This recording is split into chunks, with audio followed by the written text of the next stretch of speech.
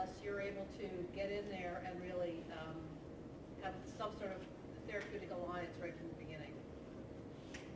And if not the beginning, very shortly thereafter. Right. Well, one of the things that I would remark is, I've always heard that in psych nursing, it's all about therapeutic use of self. But I think it's important to recognize that therapeutic use of self sort of, I don't want to say takes a toll, but basically extracts a certain amount of energy from all of us. And the question is, how do we refresh and replenish and rejuvenate ourselves? And our next speaker, is Karen? Oh, never mind. Pat's going to be talking about that. Sorry. But Karen is going to be talking about, this is great, but what about when the rubber hits the road? What is it like when the patient is not interested necessarily in engaging with us, and how do we manage that? And I know she and a panel of nurses are going to be addressing some of those particular questions. So thank you.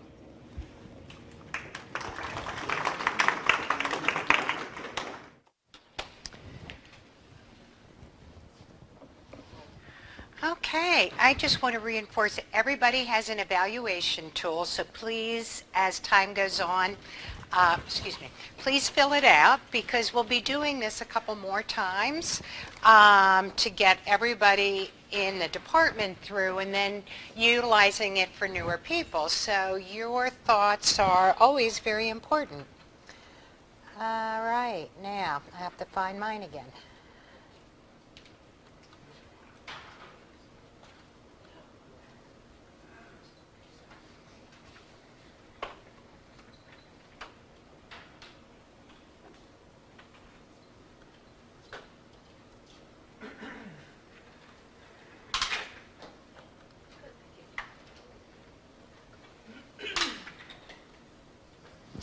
All right. I like to be interrupted if you have a question, so please interrupt me. And we're going to be doing a lot of thinking about how we utilize aspects of Peplau, number one, and then we're going to end with a panel of learned people looking at how do you utilize therapeutic relationships when somebody doesn't want one with you. Because often that happens. I mean, people are here in the hospital against their will. Okay, so some pictures of Peplau, because I think often we just think of somebody as very old with theorists, and I wish these pictures were a bit newer looking.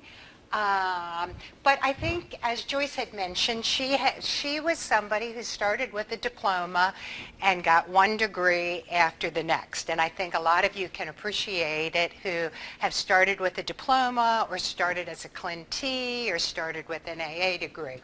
So she's definitely someone who worked with patients as opposed to someone who worked with theories. And what I really like about Peplau is because I am very bullish about nursing. I do not believe as a nurse I'm medicine light, okay? So if you think about the medical model, assessment is paramount, right? And what you are essentially doing is you are verifying what you're seeing. Okay, whether it's a medical assessment, whether it's a psychiatric assessment.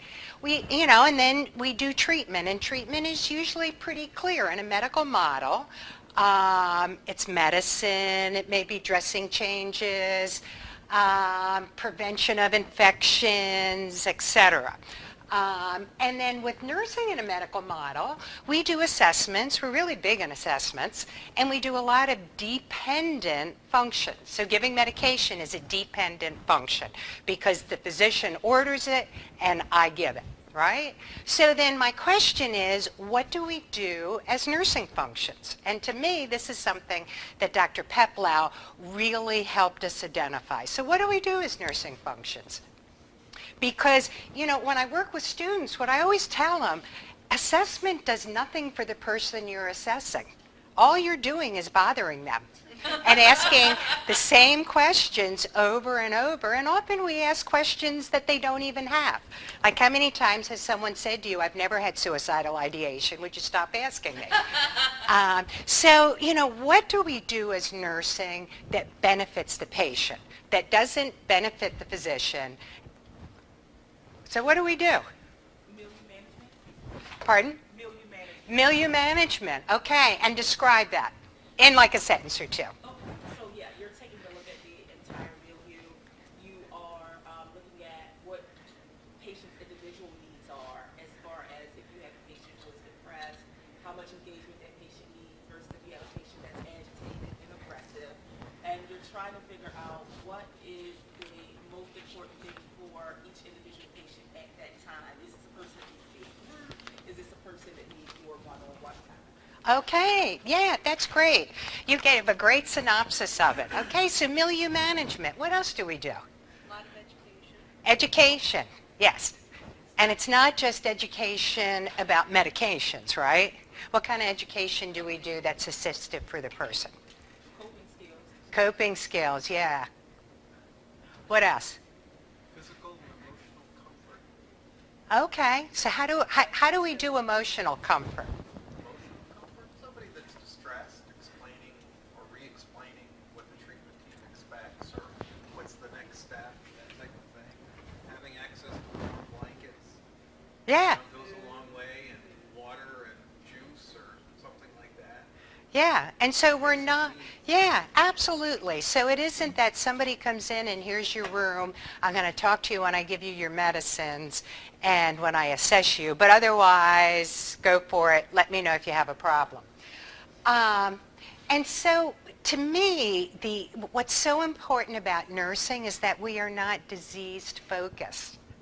You know, we're really trying to figure out is what is this person's experience of an illness and how is it expressed? We're going to talk some more about that.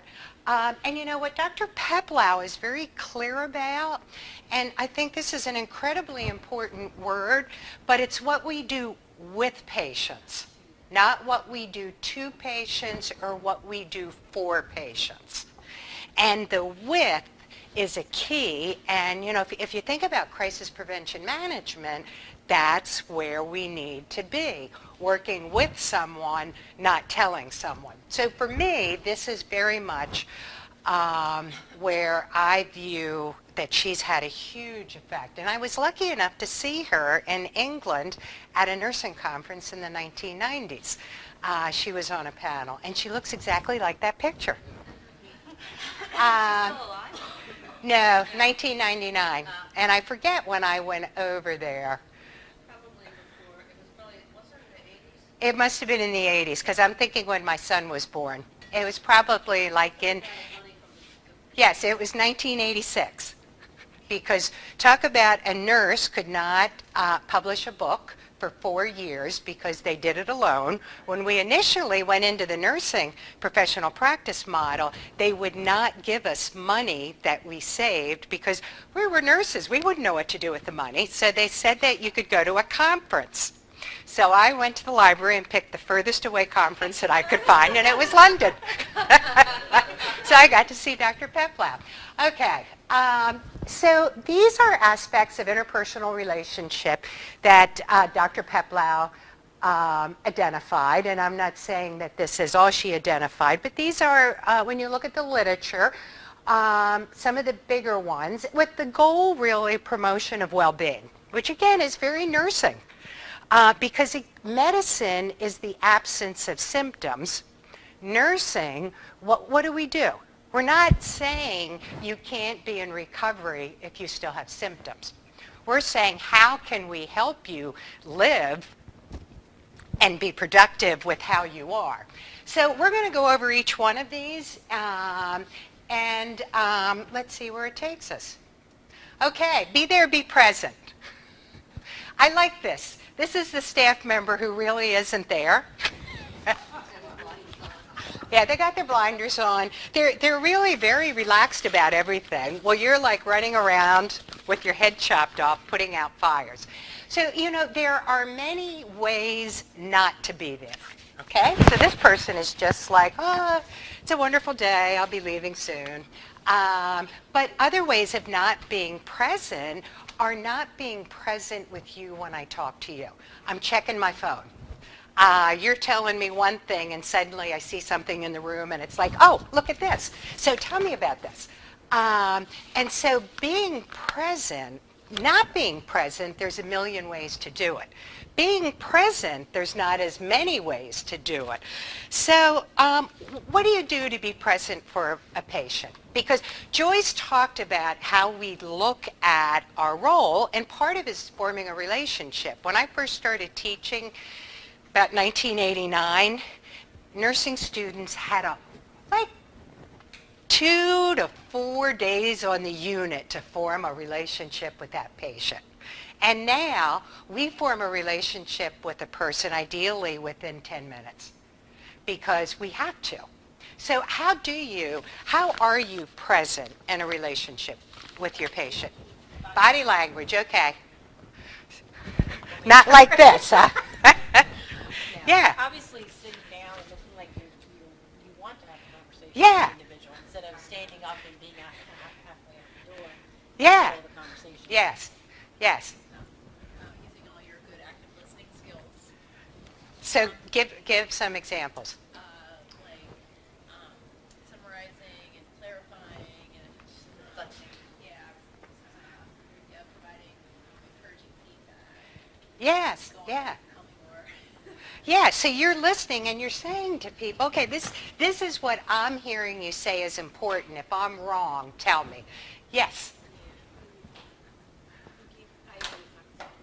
Give what? Eye contact. Eye contact. Yes, yes. So that they know you're there with them. I would say identifying the individual strengths, like saying, well, I can see that you attended all the groups on yesterday. Thank you. Thank you for dressing. Thank you for being calm when there was an aggressive incident. Yes, yes, that's excellent. You know, today I was kind of running up and down, and one of the patients made cookies.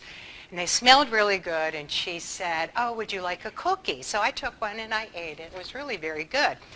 When I went back down, I said, boy, your cookies were so good. Because, you know, people come in, let's face it, you come into a psychiatric unit, you're not at a high spot in your life. And you feel, most people do not feel very good about themselves. So being present is a way, you know, really of reinforcing what did somebody do, even if it was just that little bit. You know, we talk about the fact that, wow, you came out and ate today. So as nurses, we work on being present, I think, is also picking up the smaller details, right? We're looking at the smaller details that someone has done.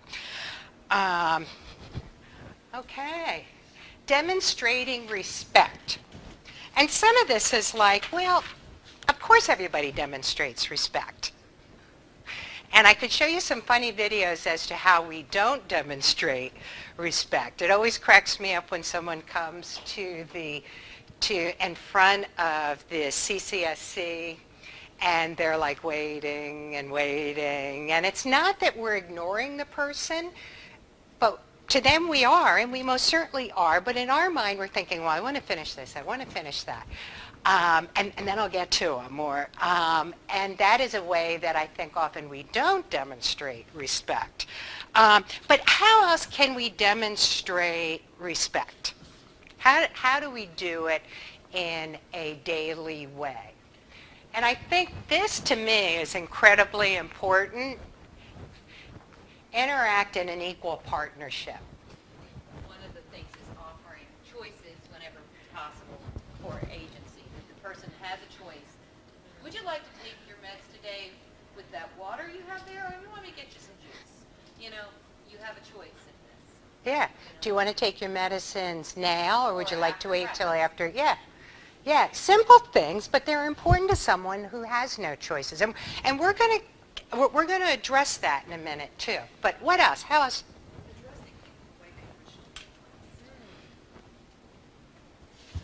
Okay, so asking someone. And I'll tell you, I will often, even if they say, oh, call me Bob, I'll call him Mr. Bob. As a way of being very clear, having a level playing field of respectfulness. Allison. I say good morning and good evening to almost every patient that I see. Just as I'm walking through the units to kind of greet them and to make them feel like they're a part of the Yes, that is so simple. But, and patients really, you know, because they're people, we respond to someone greeting us and acknowledging our presence in a room. Yeah, what else? I don't always ask if it's something of them. I'll interact with them maybe multiple times before I ask. Okay. Yes. Yeah, so rather than going up and saying, I need to have you get dressed right now, or going up and there, I won't say who this is about, but on our unit years ago, it was the joke.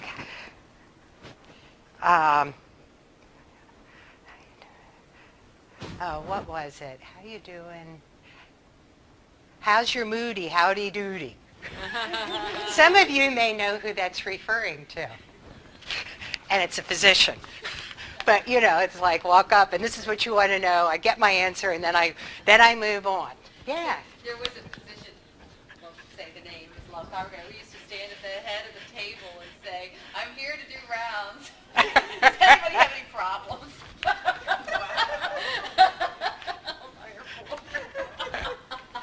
It's very individualized, personalized. So I think not trying to change someone's mind shows respect, right? You get the person who doesn't want to be here. I am not going to spend my shift trying to convince them why they don't want to be here. Because how do we feel when someone tries to change our mind about something? Like you say, well, I don't really like this. And then you're with somebody else and they say, well, I do. I don't know why you don't like it. It's like, well, I just don't. And it's the same with patients. Don't try to convince them that they should be happy about being in the hospital and want to stay. You know, you're going to respect. It is really hard being here when you don't want to be here. And again, doing that, let's work together. If you hear back from your social worker, let me know. If I hear something first, I'm going to let you know. And so all of this really is incredibly important, and it covers too, Lakita, what you had said, helping patients see themselves as worthy and worthwhile. Okay, so empathy is understanding another's condition from their perspective and understanding their experience. How is empathy different from sympathy? Because Dr. Peplau, in her theory, empathy is important. What I'm doing with my patient versus to them. So it's like empathy is I'm sorry with you versus being sorry for you. It's like we're on the same plane versus Karen, can you just repeat when people say things? Because I don't think everyone can hear it. Okay, say it louder, Althea, because you can say it better than I can repeat it. That I'm sorry with you versus sorry for you. That we're on the same playing field versus me looking down and being sorry for you. Yeah, that's an excellent descriptor of it, because often sympathy can denote kind of like exactly what you said. I'm up here, oh, this poor person. Well, this poor person doesn't want to be known as a poor person. That's where I think you can kind of get into maternalism or paternalism often. And now, and so sympathy is my perspective. Okay, what is the platinum rule? You guys know it's not the golden rule. What's the platinum rule? Treat people how they want you to treat them, not do unto others as you have them do unto you, do unto others as they would have you want. Right, right. And that is an incredibly important rule for us to follow as caregivers, right? Because I want to treat you according to what your perceived needs are, not what I think you need. And that, it really then, we are working together as opposed to me doing to you what I believe you need. Okay, and this is where, we talked about this, dependency. And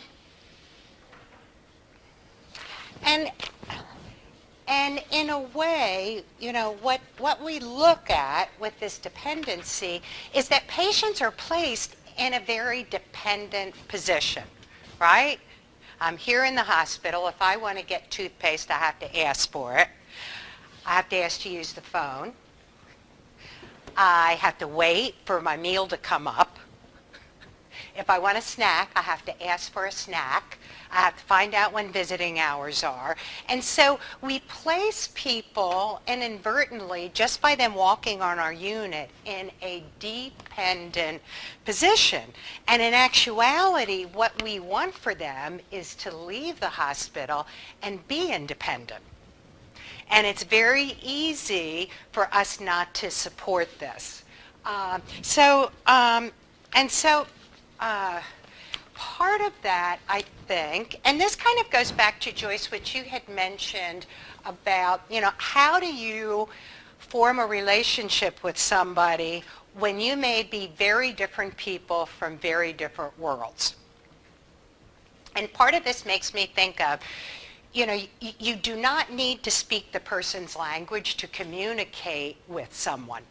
So, we get people in that, and I am very culturally inept. I do not learn languages well. But I've traveled in countries where I can't speak the language and I can communicate. But this is where relating to the patient as a whole person. So how do we do this? What do we do that helps us relate to them as a whole person?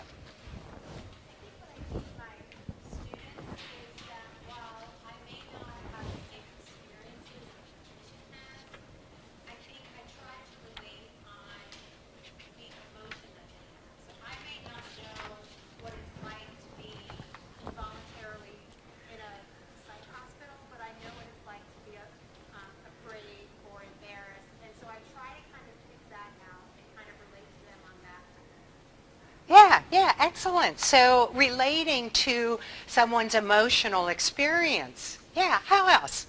How else can we relate to them as a whole person? It's like getting to know them, and know what are their hobbies, where have they worked, do they have a big family, there are all kinds of things, and by getting to know that whole person, you get pick up on strengths and use those as part of it. Right, absolutely. So they're not Mr. Schizophrenia. Because, one thing I think as students learn is they learn that with psychiatric illnesses, each diagnosis is not cut and dry with how it's manifested for that person. And so we look, you are more than your illness. You're much more than your illness. Okay. I think groups, too, are wonderful ways of encouraging group and conveying hope to people. Because part of the curative factors when you're looking at running groups is universality. Okay, I am not the only person who has experienced this, as well as giving hope. And I'm going to tell you a real quick story. Many years ago, back in the 90s, we started getting substance use patients. I know this is kind of hard to believe, but we thought of ourselves as more pure psych. And then the substance use hit Baltimore City like crazy. Part of it is that we didn't acknowledge the substance use, but within the city culture, there was just cocaine started, and it became a mess. And we were on Meyer 3, and people were like, I didn't become a psych nurse to take care of people who abuse substances, and we were really struggling with it. And so we educated ourselves as nurses. We offered ourselves workshops. We developed different things for the patients to do. And so prior to doing this, I did a real quick discharge survey with patients. And what I just had a couple questions. One question was, what did you learn while you were here? Because I thought, well, after we educate ourselves, they should learn more. And, what was the most helpful thing? And by far, the most helpful thing is one person after another said, the nurses believe in me. People believe in me. And it taught me a wonderful lesson. Number one, I think it showed how professional the staff was, because I don't know if anybody believed in anybody at that point. And number two, it showed the importance of why should I change if I have no hope. And number three, I think it showed how little those individuals had because they had burnt their bridges with family and all. So I don't think we can ever minimize the installation of hope and how important it is to give someone the strength to do something different. Okay, then is, the next one is really seeing a person beyond what they are. And so I think as nurses, our goal really is this, to support the patient as they figure out how to manage their illness. And a really simple way of looking at this are our diabetic patients. It doesn't make a lot of sense to grossly restrict somebody's diet, change their insulin so it fits them while they're in the hospital, send them home, have them go back to their diet that they're going to eat anyway, and have their glucose all out of whack because we decided what they needed. And this is where I think as nursing staff, this is how we have to work with people. And this is really looking at how do you want to manage your diabetes at home? What are you going to do depression-wise? Because in a medical model, you take this pill, you will feel better and you will go on with your life. In actuality, we know you take this pill, you're going to feel better, but things have happened while you've been depressed, right? You've gotten into a negative way of thinking about everything. You have withdrawn from your family. Perhaps you've lost your job. Maybe you've given up your hobbies. How are we going to help you go back to this? And the wonderful thing in psychiatry is you really don't hear people saying, in room 331 is the schizophrenic. And then look, how is an illness expressed? So tell me something. How do you, and this is, how do you work on interpretation of behavior? So Lakita, how do you work on an interpretation of behavior in the substance use population? Well, I think it comes with some knowledge. It comes with the understanding of a person's behaviors that they have been practicing outside of the hospital. So if you have a patient who is hoarding food, how does this connect with the behaviors that they've done before? Is it a possibility that they have found food hard to come by? And so now that they have it, they can imagine not taking as much of it as they see because they've never seen so much of it before. Yeah. And had that sort of access. Yeah. Or interpersonal skills. I mean, how social are people when they're in active addiction? What are your expectations of their body language? What are they doing with most of their time? Are they sitting down having one-on-one conversations with people? Probably not. Yeah, and then how about the person who says, "Oh, I want to leave right now. Got to leave now. I'm done." We don't say, "Okay, you want to be here? Here, sign the paper. You're out of here." It's really, trying to figure out, is it cravings that's driving the behavior? What exactly is it? And how about the thought disordered patients? How many people here can sit and listen to a thought disordered patient or someone who's really delusional and pull out themes? Maybe I'm delusional, but yeah. Yeah. Whether it's themes of being fearful or themes, but you will, if you sit and you listen to somebody, you will be able to pick up those themes in their conversation. Can anybody think of any other ones? Sometimes when patients are particularly hostile and towards you, being able to put that in some kind of a framework or context of, maybe it's socialization, but maybe it's actually the experience of withdrawal or delusional or, what is going on with the patient, so trying to step back from that. Yeah. And, I think that helps you to understand a little more. That Yes, hostility yeah. is not directed necessarily, you're just the victim of it. Yes. You're the vessel that's getting filled, but it could be any vessel. Yeah. Yeah. Absolutely. And I think as you practice, it gets easier to take a step back and really realize this is where that person's coming from, and I don't have to get angry at them. I can get tired of hearing it, but I don't have to get angry. And then this one. How do you contribute to improve to this person's life situation? This is very much an independent nursing role.